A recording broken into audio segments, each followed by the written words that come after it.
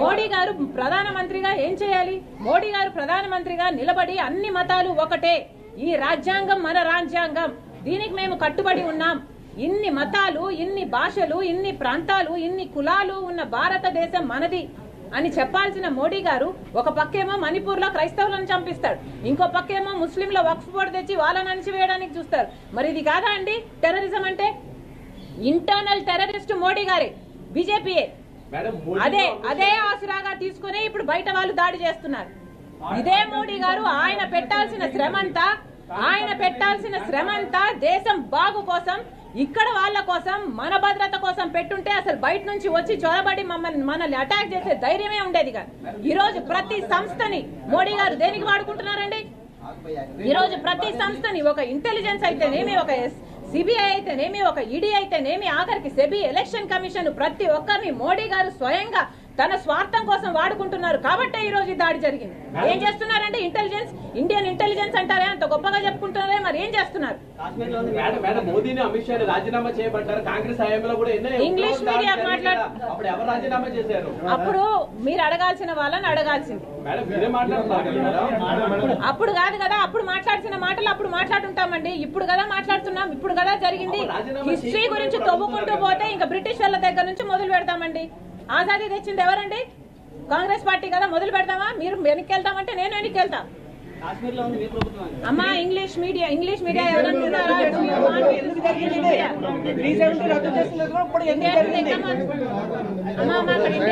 చూడండి.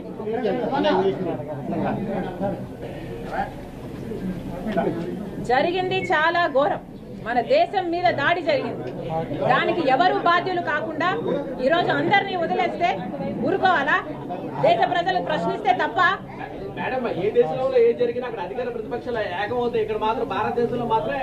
అవ్వటం లేదు. ఎందుకంటే మోడీ గారి అజెండా వేరు కాబట్టి. మోడీ గారు భారతదేశ రాజ్యాంగాన్ని అణచివేయాలనుకుంటున్నారు కాబట్టి. శ్రీమాత్రే నమః. వందే మాతరం. జమ్మూ కాశ్మీర్లోని పహల్గామ్ గ్రామంలో జరిగినటువంటి ఉగ్ర దాడిలో, మారణకాండలో 26 మంది చనిపోయినట్టుగా మనందరికీ తెలిసిందే. అందులో 25 మంది హిందువులే అవడము, అలాగే మతం పేరిట, అంటే ఆ ఉగ్ర దాడి చేసినటువంటి ఉగ్రవాదులు ఎవరైతే ఉన్నారో వారు పర్యాటకులాగా వచ్చినటువంటి మగవారిని వారి దగ్గరికి వెళ్లి మీ పేరేంటి, మీ మతం ఏంటి అని చెప్పని కనుక్కొని మరి వారు ఏ మతస్థులు అని చెప్పని తెలుసుకోవడం కోసం అని చెప్పని వారి ప్యాంటు కూడా విప్పదీసి మరి చూసి కాల్చి చంపినటువంటి ఘటన యావత్ భారతదేశాన్ని కాదు ప్రపంచాన్ని కూడా దిగ్భ్రాంతికి గురి చేసింది. ఒక పక్క ప్రపంచ దేశాలన్నీ కూడా ఈ సంఘటన పైన స్పందిస్తూ దీన్ని ఖండిస్తూ బాధిత కుటుంబాలకి సానుభూతిని వ్యక్తపరుస్తూ ఉంటే, కాంగ్రెస్ మటుకు తన సంకుచిత స్వభావాన్ని, అలాగే కుట్రన్ని, కుతంత్రాలని ఈ సంఘటనను ఆధారంగా చేసుకుని మత రాజకీయాలకి తెరచేయాలని చెప్పని అనేక పన్నాగాలు పన్నుతూ ఇటు భారత ప్రధాని నరేంద్ర మోదీ గారి పైన, అలాగే జాతీయ భద్రతా దళాల పైన విపరీతమైనటువంటి నిందలు వేయడాన్ని తీవ్రంగా ఖండిస్తూ ఉన్నాము. ఎందుకంటే గడిచిన 10 సంవత్సరాల్లో మనందరికీ తెలిసిందే, భారతదేశం లోపల ఎక్కడా కూడా ఒక్క ఉగ్రదాడి కూడా జరగలేదు. అలాగే ఎన్నో ఉగ్రదాడులు జరపాలి అని చెప్పని కుట్రలు పన్నినటువంటి కుట్రలని ముందుగానే భద్రతా దళాలు తెలుసుకుని వాటిని విచ్ఛిన్నం చేయడం కూడా జరిగింది, ఆపడం జరిగింది. నరేంద్ర మోదీ గారు దేశ ప్రజల ప్రాణాల కోసం, ఈ దేశ అభివృద్ధి కోసం అహర్నిశలు కూడా 365 రోజులు 24/7 అన్నట్టుగా ఆయన కష్టపడుతున్నారు. మన జాతీయ భద్రతా బలగాల గురించి, అలాగే మన దేశం ప్రజల రక్షణ కోసం అని చెప్పని ఖర్చు పెడుతున్నటువంటి నిధుల గురించి కానీ, తీసుకుంటున్నటువంటి సంస్కరణల గురించి కానీ ప్రపంచ దేశాలన్నీ కూడా కొనియాడుతూ ఉన్నాయి. షర్మిల, ఆంధ్రప్రదేశ్ రాష్ట్ర కాంగ్రెస్ అధ్యక్షురాలు, దిగజారుడు మాటలు మాట్లాడుతోంది జాతీయ భద్రతా బలగాల విషయంలో, నరేంద్ర మోదీ గారి విషయంలో. ఏమ్మా అసలు నీకు కొంచెమైనా సిగ్గుందా? నిజంగానే ఏమాత్రము నైతికత లేకుండా ఈ విధంగా మాట్లాడడం అనేది ప్రజలు అసహించుకుంటున్నారు. ఎందుకంటే 10 సంవత్సరాల్లో ఎటువంటి దాడులు జరగలేదు అని దేశ ప్రజలందరికీ తెలుసు. అలాగే కాంగ్రెస్ పాలించినటువంటి దాదాపు 65 సంవత్సరాల పాలనలో వందలాది ఉగ్రదాడులు జరిగాయి.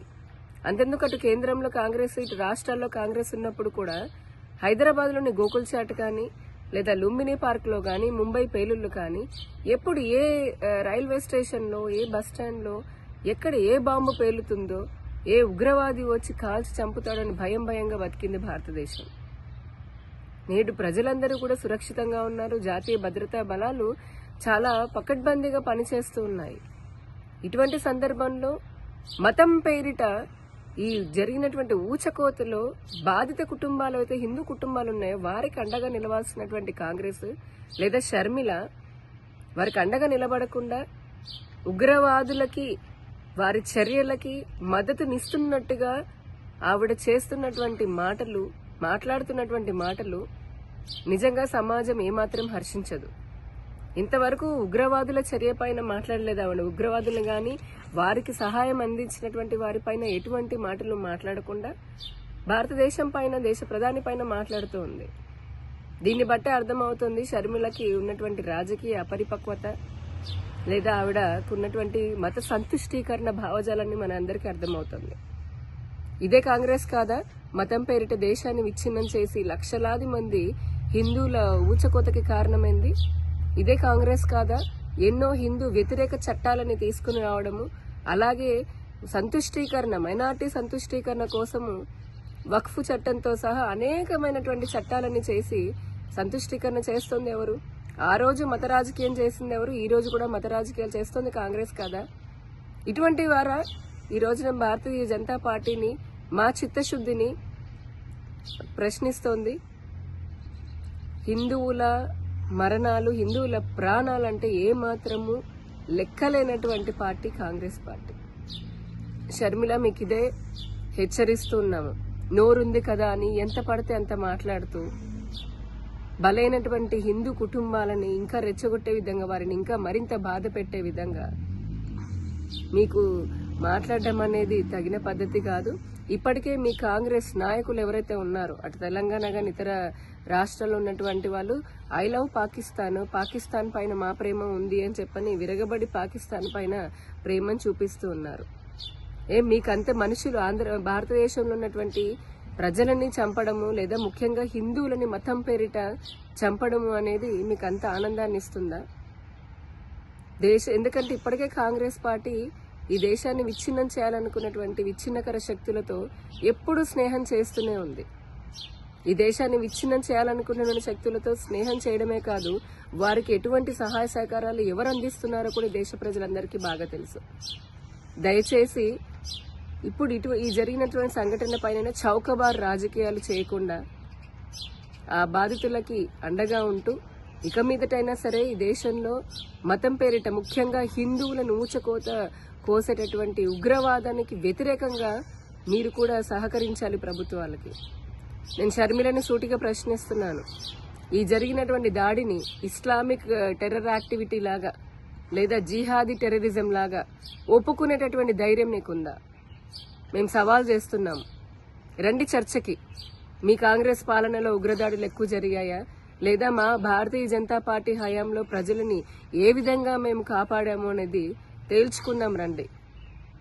ఇలానే పిచ్చి పిచ్చి మాటలు మాట్లాడుతూ ఉంటే గనక ఇప్పటికే హిందువులు మీకు పెద్ద ఎత్తున బుద్ధి చెప్తున్నారు.